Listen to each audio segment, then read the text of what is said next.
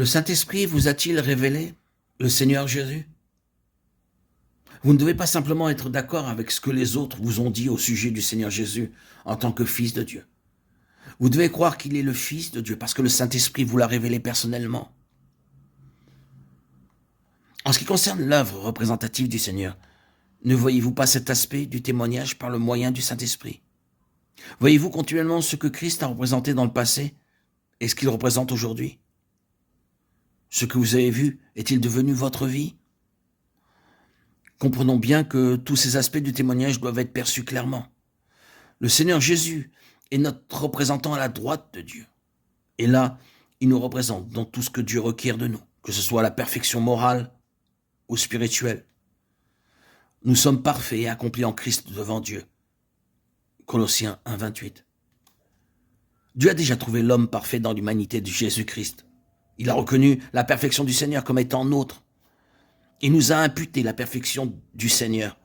Il n'a plus besoin de chercher un homme parfait parce qu'il a déjà obtenu cet homme. C'est maintenant l'œuvre du Saint-Esprit de nous communiquer la perfection de cet homme. Par notre foi et l'obéissance, le Saint-Esprit peut faire une donation de Christ. C'est ainsi que Christ devient une partie de nous-mêmes. Cela nécessite l'œuvre de révélation et d'incorporation du Saint-Esprit, non pas un idéal, ni une théorie, ni un credo. Nous percevons la différence si nous avons réellement vu. Nous insistons donc sur la nécessité de la révélation et de l'incorporation par le Saint-Esprit. Ce que le Seigneur Jésus a accompli sur la croix doit aussi nécessairement nous être révélé pour que cela puisse aussi devenir notre partage.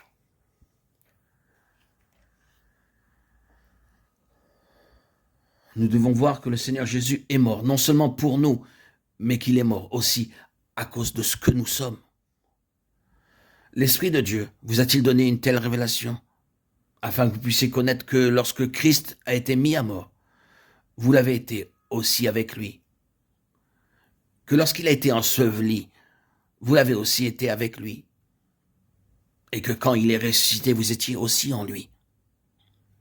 Il n'y a plus de jugement, ni de condamnation sur la base de la résurrection. Il se peut que, pour nous, ces choses soient uniquement écrites dans la Bible, mais sachons qu'elles doivent aussi être révélées en nous, devenant ainsi partie intégrante de notre vie. Le témoignage de Jésus-Christ est déposé dans un vase, et l'Église, qui est le corps de Christ, est ce vase. Nous sommes membres du corps de Christ. Nous avons été appelés afin que la vérité du témoignage dans le vase soit révélée et incorporée en nous. À cause de cela, nous devons combattre pour la foi qui a été transmise au sein une fois pour toutes, car il s'est glissé parmi vous certains hommes dont la condamnation est écrite depuis longtemps, des impies qui changent la grâce de notre Dieu en dérèglement et qui renient notre seul Maître et Seigneur Jésus-Christ. Jude 3, 4.